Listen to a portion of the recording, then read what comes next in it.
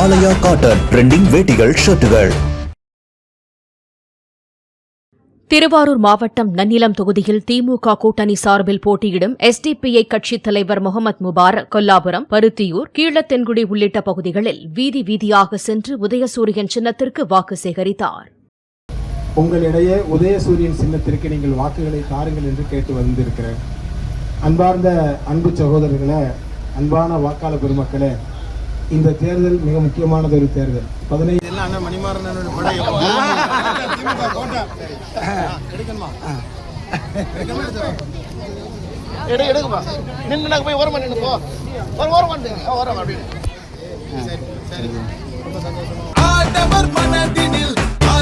ஆலயா cotton trending வேட்டிகள் ஷர்ட்டுகள்.